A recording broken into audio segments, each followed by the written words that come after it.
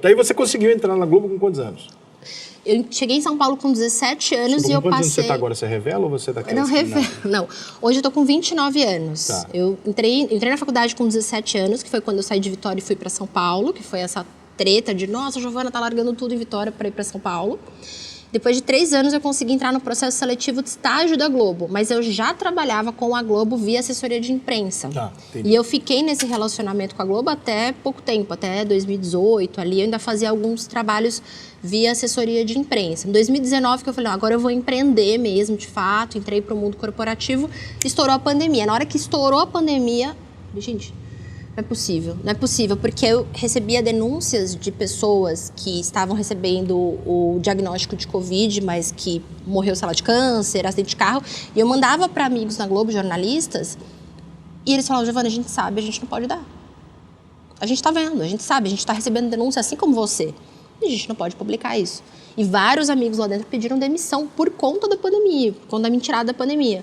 E aí, pronto, aí que eu entrei no Instagram e falei, eu vou ter que falar disso. E comecei a divulgar. Você entende que nesse ponto, eu também sei, por relacionamentos de pessoas próximas a mim na área da saúde, eu soube de muita coisa desse tipo. Uhum. Não estou negando aqui que houve uma pandemia, pelo amor de Deus. Exatamente. Tá? Ninguém aqui está dizendo isso. Uma coisa estamos dizendo não que as notícias sempre foram dadas com uma segunda intenção que não fosse a saúde. Tinha uma outra intenção, além da saúde também.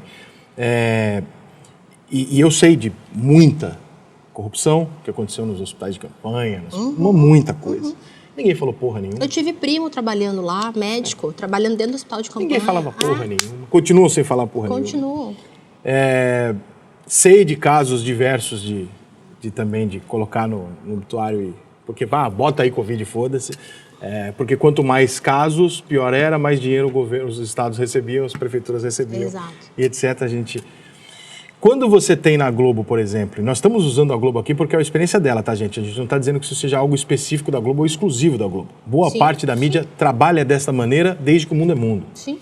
Eu sou um pouquinho mais velho que ela, então vai na minha. Isso é bem comum.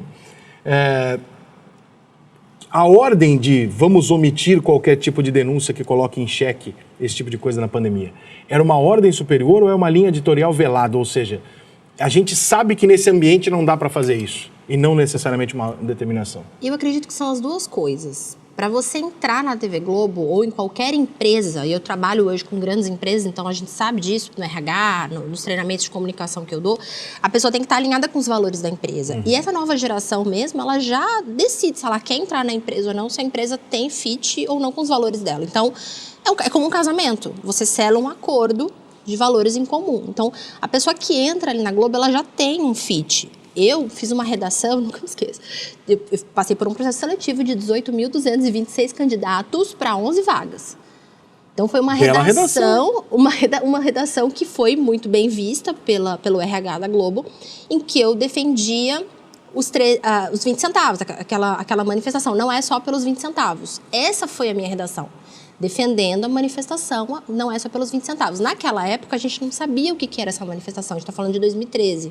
Você lembra? Manifestação meio que vamos pra rua e a gente tá puto com tudo. Vamos pra rua, exato. Vamos tirar a Dilma, vamos quebrar tudo. Aí surgiram os black box. Mas os meus argumentos ali eram totalmente de esquerda. Era totalmente briga de classes, o proletariado contra a direita, contra os burgueses, os empresários. Esse era o argumento da minha redação. E eu fui escolhida por causa disso. Só que tinha um outro lado que eu também sei que me beneficiou, porque o RH me falou isso. Eu chamei a moça do RH e falei, vem cá, por que vocês me escolheram? Eu não falo inglês fluente. Eu estudei em 16 escolas. Eu moro sozinha aqui em Vitória, trabalho numa assessoria de imprensa, que é considerado marketing do jornalismo. Eu nunca trabalhei em emissora, em televisão. Ela falou, porque diferente dos outros, você tem garra, você quer trabalhar, você não tem medo do trabalho. Você pega e faz, acontece, então foi por isso que você foi escolhida. Então, olha que engraçado, ao mesmo tempo que eles queriam alguém que estavam alinhados com esses valores de esquerda, eles também queriam alguém com essa postura de direita, de pega, faz, acontece, sem essa coisa do vem a mim, ao vosso reino, nada. E quando eu entrei lá, eu senti muito isso, que eles querem alguém que esteja alinhado com esses valores, mas que entregue resultados, porque é uma empresa. Tanto é que na faculdade eu ouvia que eu era de direita. Os meus professores, que são muito socialistas, comunistas declarados... Nossa, professor da área de humanas é brincadeira o que eles fazem. Eu tive aula com o Chico Bicudo, que é neto do Hélio Bicudo, fundador do PT.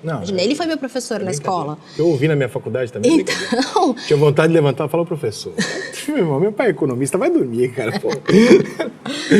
Esses caras falavam que eu era de direita, conservadora, e eu me achava super revolucionário. Quando eu entrei na Globo, que eu percebi que tinha uma... Como você disse, eu já era de direita, teve essa briga assim, interna comigo, com a Globo. Sabia. Eu não sabia. Na primeira semana eu falei, putz, fiz merda. Eu tenho um parente meu muito próximo que vai a manifestações de direita, como ontem, que briga com a bandeira do Brasil e não sei o que, não sei o que lá. Ele não sabe, mas todos os valores dele são de esquerda. E ele não sabe, ele acha que ele é de direita. Impressionante. Mas se você falar, porque ele já comprou a briga, então ele não quer saber, ele já comprou a briga. Mas os valores, as brigas dele, os argumentos dele são de esquerda. Mas é a minha família. A minha família, os valores são de direita, mas eles apoiam a esquerda porque virou time de futebol. É isso aí. Virou time de futebol. É isso aí. Impressionante.